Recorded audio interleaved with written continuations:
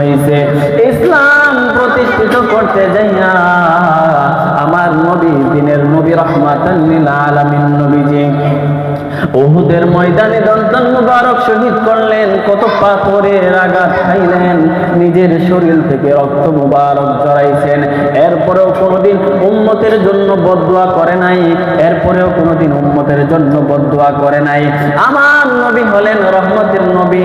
আমার নবী তো গজবের নবী না, আমার নবী হলেন ওয়ামা আরসালনাকা ইল্লা রাহমাতাল লিল আলামিন।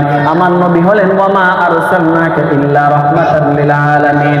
আমার নবী হচ্ছেন রহমতের নবী। ওই নবীকে পেয়ে আমরা খুশি না বেজার? আরো জোরে বলুন, আমরা খুশি না বেজার? নবীর ব্যাপারে যাদের অন্তর কালা, নবীর পক্ষে যাদের সম্পর্ক নাই, নবীর সাথে যাদের সম্পর্ক নাই, নবীর সাথে যাদের ভালোবাসা নাই, তাদের ঈমান কখনো থাকতে পারে না। তারা হচ্ছেন বেঈমান, কাফের। কথা বলেন ঠিক কিনা? এবার আমি আলোচনার শুরুতে একটা আয়াতে কারিমা তেলাওয়াত করলাম, আলা ইন্না আউলিয়া আল্লাহি লা খাউফুন আলাইহিম ওয়ালা হুম ইয়াহজানুন। আল্লাহ রাব্বুল আলামিন আউলিয়াদের ব্যাপারে, ওলিদের ব্যাপারে কি বলছেন?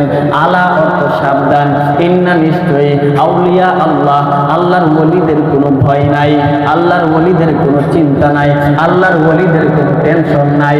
আমার আল্লাহ রাব্বুল আলামিন নবুয়তের দরজা বন্ধ করে দিয়েছেন, কিন্তু আল্লাহ রাব্বুল আলামিন এই ওলিদের দরজা আল্লাহ কিয়ামত পর্যন্ত খুলে দিয়েছেন। সুবহানাল্লাহ। খাতামুন নবিয়্যিন লা নবিয়্যা বাদ। আমাদের নবীর পর অন্য কোন নবী দুনিয়াতে আসবে না, কিন্তু আল্লাহর ওলিগণ যুগে যুগে যুগে যুগে দুনিয়াতে আসছে। ঠিক না? আল্লাহর ওলিগণ যুগে যুগে দুনিয়াতে আসছে, ইসলাম তারে প্রচার করছে। এই বাংলাদেশে ইসলাম প্রচার করছে একজন আল্লাহর ওলি, যিনি হচ্ছেন শাহজালাল ইয়ামিনী রাহমাতুল্লাহি আলাইহি। সুবহানাল্লাহ। বাংলাদেশে ইসলাম প্রচার করছে কে? বাংলাদেশে ইসলাম প্রচার করছে হযরত বাবা শাহজালাল। কে? হযরত শাহজালাল ইয়ামিনী রাহমাতুল্লাহি আলাইহি। তিনি কেমন বলেছিলেন আমাদের জানার দরকার আছে না নাই?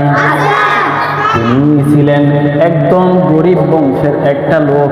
তিনি ছোটবেলা থেকে এমন সৎ চরিত্রের লোক ছিলেন, তিনার জীবনে কোনোদিন মিথ্যা কথা বলে নাই।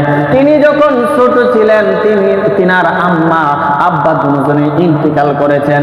তিনার আম্মা আব্বা মারা যাওয়ার পর হযরতে শাহজালাল ইয়ামিনী রাহমাতুল্লাহি আলাইহি তিনি তার মামার কাছে চলে যান। তিনি তার মামার কাছ থেকে ছোটকাল থেকে আস্তে আস্তে বড় হন, কিন্তু তিনার মামা ছিলেন একজন হক্কানি আল্লাহর ওলি, হক্কানি আল্লাহর বন্ধু, হক্কানি আল্লাহর ওলি। তিনি ওই বাগ্নেকে সাথে করে নিয়ে যান। ওই বাগ্নেকে যখন আস্তে আস্তে ইলমে শরীয়ত শিক্ষা দান করতেছেন, ইলমে শরীয়ত শিক্ষা দান করতে করতে তিনার মধ্যে একটা স্বভাব চলে আসলো।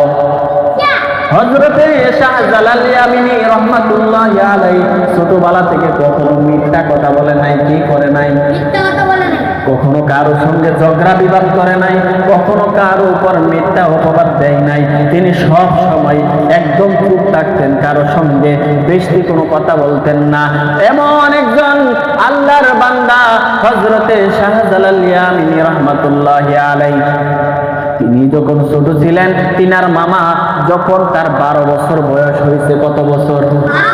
যখন তার 12 বছর বয়স হয়েছে, তিনার মামা একটা বিচারের জন্য তাকে পাঠাইছে। কিন্তু কিসের বিচার এটা জানার দরকার আছে না নাই? আল্লাহর ওলি হযরতে শাহজালাল ইয়ামিনী রাহমাতুল্লাহি আলাইহির মামা, তিনি যখন আল্লাহর ওলি ছিলেন, তিনি হক্কানি একজন আল্লাহর বন্ধু ছিলেন। তিনার দরবারে একদিন একটা হরিণ আইসা বিচার দিতেছে, ওগো আল্লাহর বন্ধু, ওগো আল্লাহর ওলি, আমাদের জঙ্গলের মধ্যে কোথার থেকে জানি একটা বাঘ আসছে। ওই বাঘ আইসা আমাদের সবাইকে একে একে দইরা খায়া ফেলাইতেছে। এবার এই হরিণটা আল্লাহর ওলির দরবারে বিচার দিতেছে, আল্লাহর ওলির দরবারে নালিশ করতেছে। আল্লাহর ওলিরা ওই বিচার মীমাংসা করার ক্ষমতা আছে না নাই? আল্লাহর ওলিদের ওই বিচার মীমাংসা করার ক্ষমতা আছে।